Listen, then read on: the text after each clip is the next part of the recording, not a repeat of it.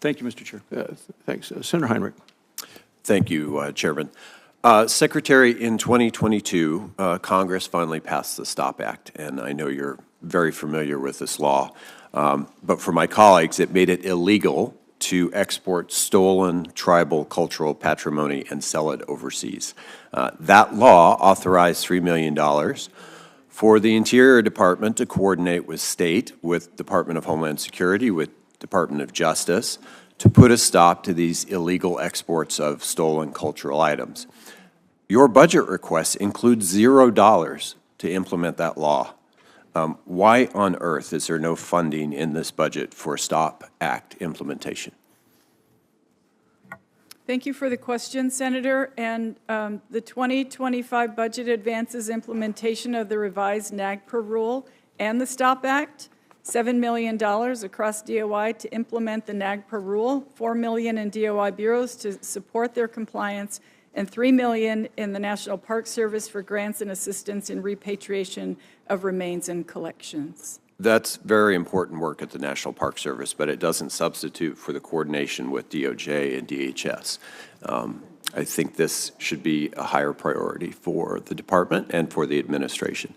Senator, I could just say we'll look forward to working with you to move that forward and appreciate your support of Indian tribes. I want to move on to NAWCA. That's the North American Wetlands Conservation Act.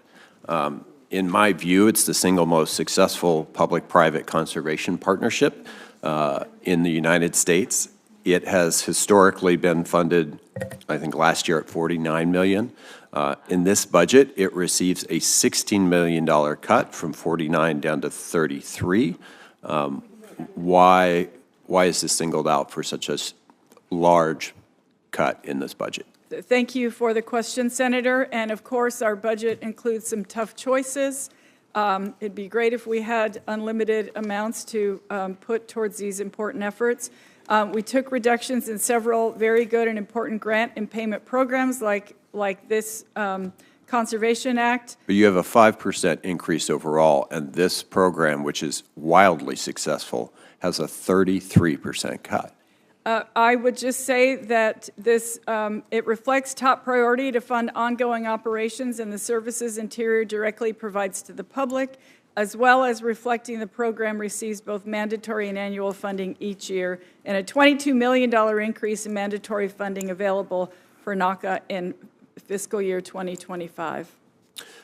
Let's move on to the Great American Outdoors Act. I was proud to join my colleagues on this committee to fully fund the Land and Water Conservation Fund and provide those 5 years of extra funding to address the deferred maintenance backlog.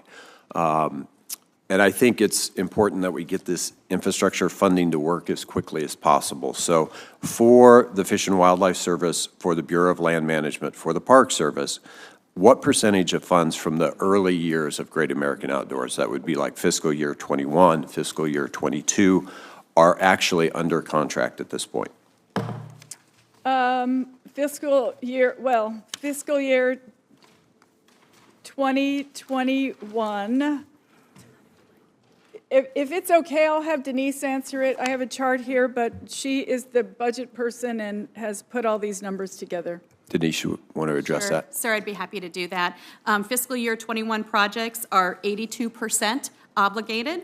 If I did the breakout for you, the Fish and Wildlife Service is 95% obligated. The National Park Service is 85% obligated. And of course, they have the vast amount of funding under them.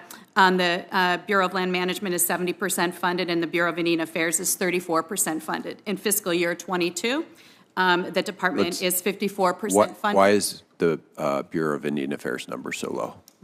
The Bureau of Indian Affairs program, they work with tribes and other organizations, and they're doing schools and other things. And so these are multi-year projects, and they need to work and go through that process. So, for example, in 2020, Congress appropriated funding to install HVAC systems for dormitories at the Navajo Preparatory Academy, and they're still not installed. And so I'm just wondering why the Bureau is getting this work done at such a lower rate than the other agencies.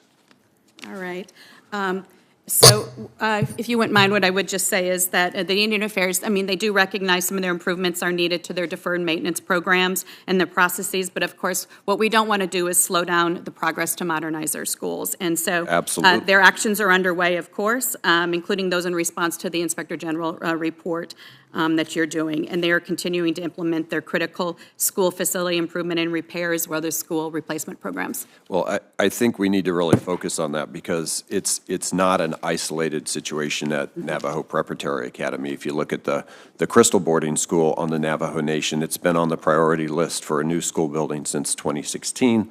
The current timeline for completion is 2027. So I'd love to see the Bureau implementing these projects at the same rate as the BLM, at the same rate as the Park Service, as the Fish and Wildlife Service. Sure. Thank you. Thank you, Senator Heinrich. Senator Murkowski. Thank you, Mr. Chairman. Madam Secretary, I think you know that at these hearings, I usually take my time to ask questions, but this morning,